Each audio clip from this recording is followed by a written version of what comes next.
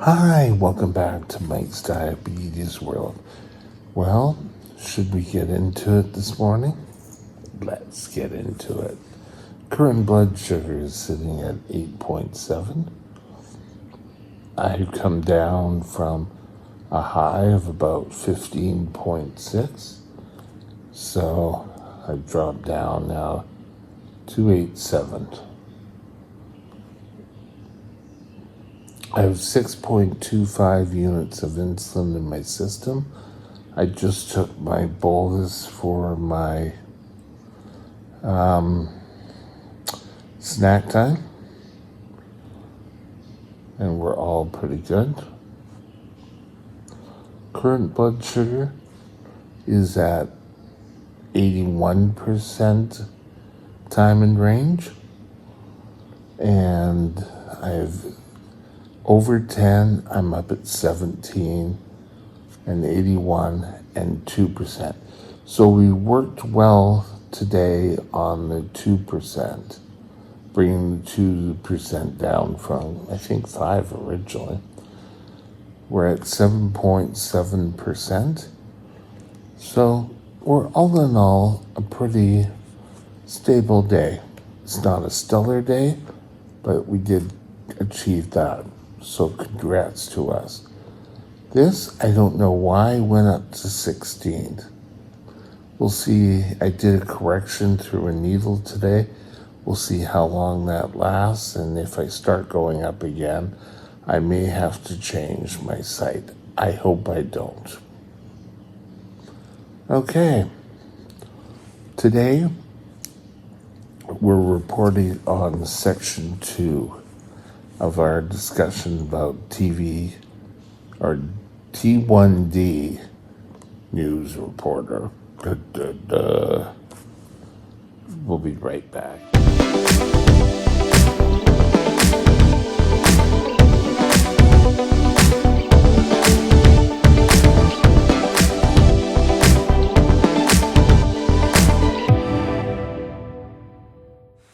This channel is provided for informational purposes only. Contact your physician for any diagnostic or treatment plan. Hi, welcome back.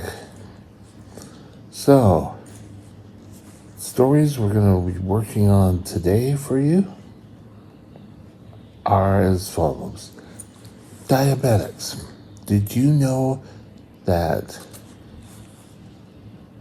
less than 20% of diabetics achieve a hemoglobin A1C of 7% or less? This one really just surprised me.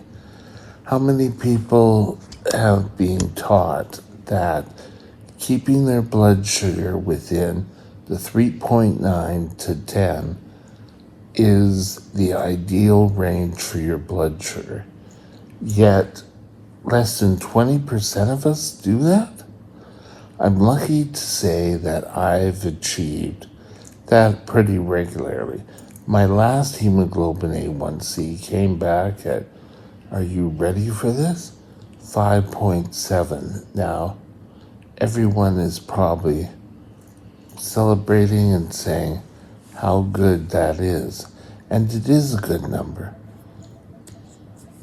It just takes some practice and then keeping your blood sugar low, watching what you're eating, insulin, exercise.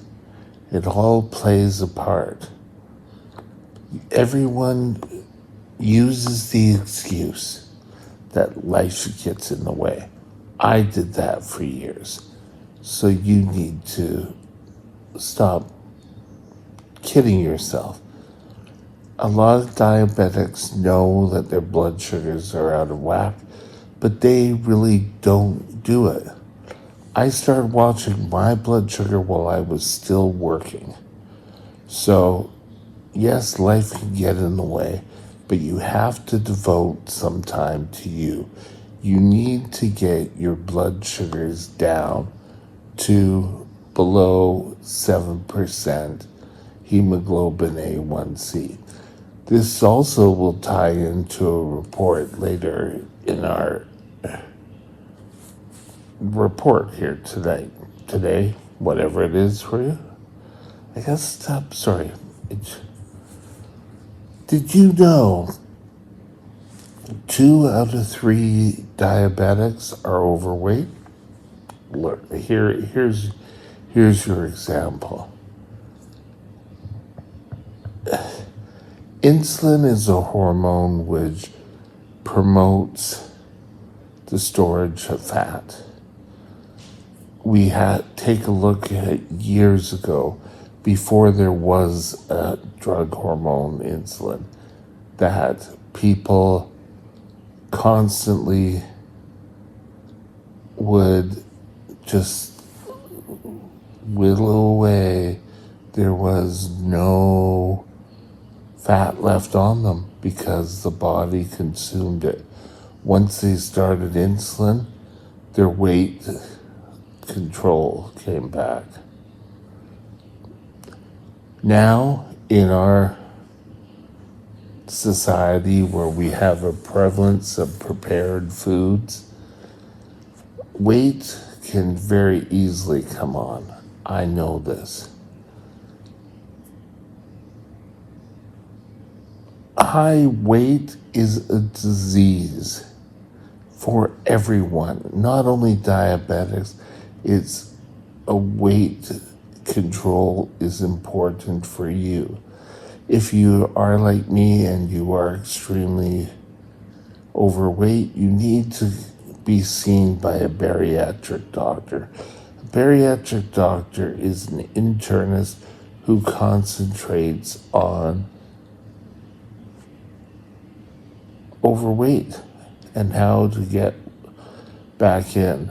Some respond to being supervised diet. Some respond to a new eating regime. Some have surgery as an option.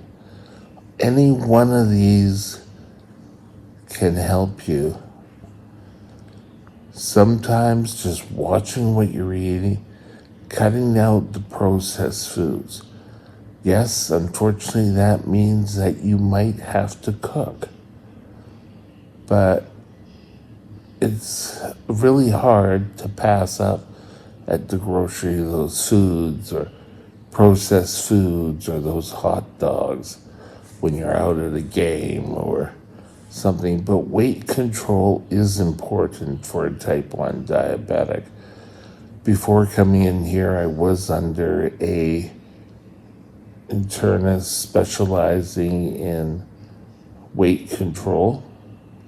He was a really good doctor. I haven't really seen him since then, but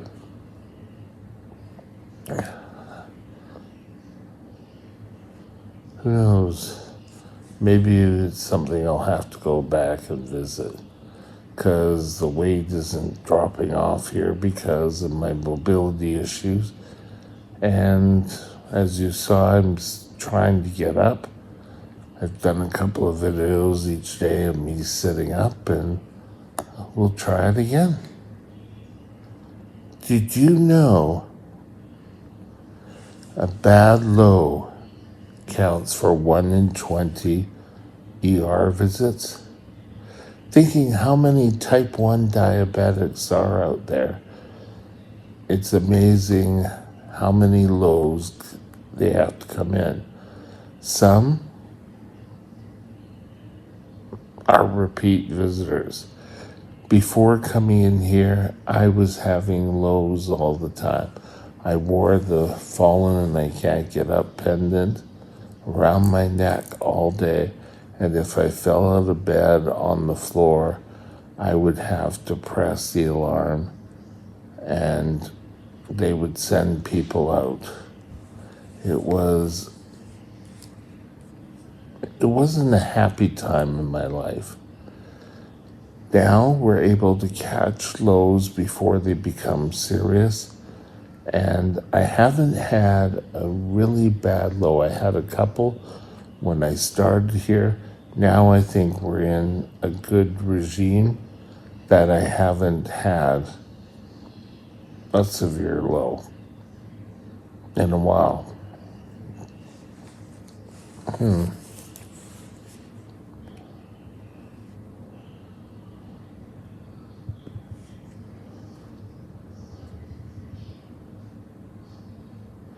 Okay, and also another 1 in 20 diabetics show up in an emergency room for diabetic ketoacidosis.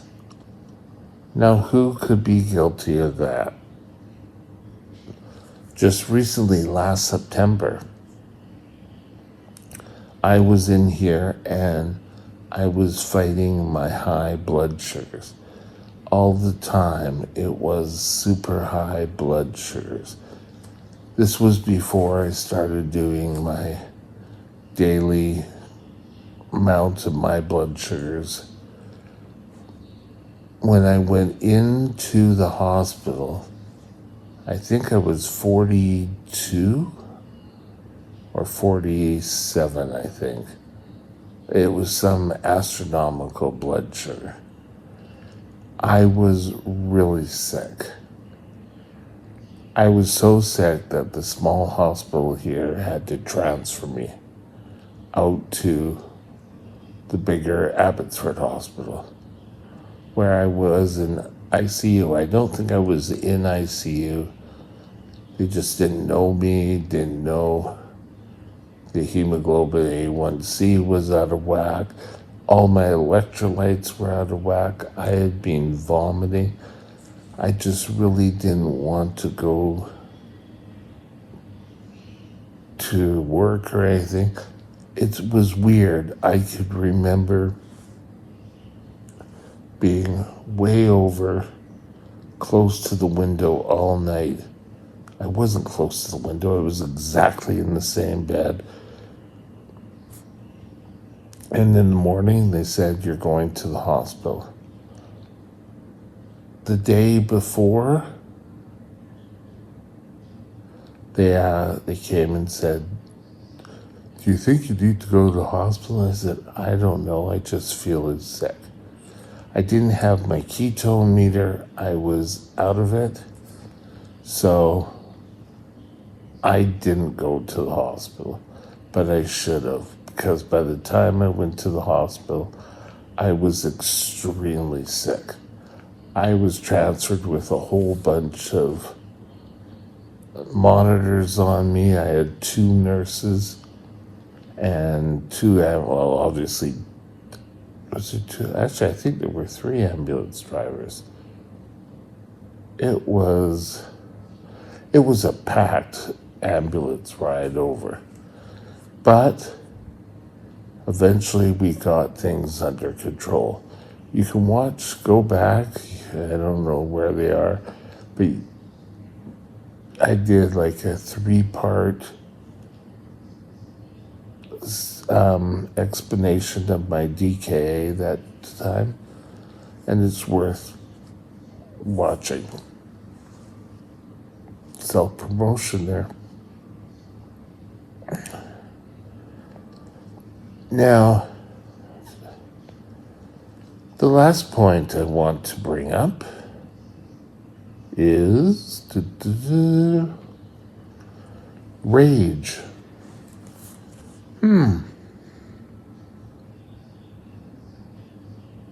We don't get angry.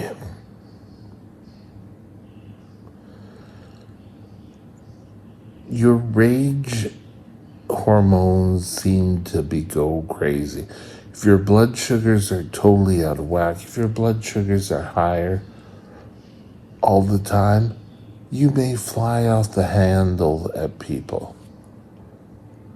Is this really something new, or did we kind of do it all along? Thinking back to my work history, when my blood sugars were high before I started work, I never really got as much done as I should have. I was kind of a lackluster employee. Once I started watching my blood sugars, boom, boom, boom. maybe boom, boom, boom is kind of wrong, but I got things done. I was busy. And, everything along the way like that. You don't need to be cautious of your blood sugar every 5 minutes. Oh my God, I'm going high. I'm going to get upset. But keeping your blood sugars closer to a normal range will help the rage. You're not going to fly off the handle. Keep that in mind. Doctors may help in that aspect. There are new hormones that will help you reduce the rage. But if you find yourself getting furious over little things, it may have something to do with your blood sugars. And with that, that's all our news for today. Have a great day, and we'll be back tomorrow. Bye now. My email is mikesdiabetesworld@gmail.com. mikesdiabetesworld@gmail.com.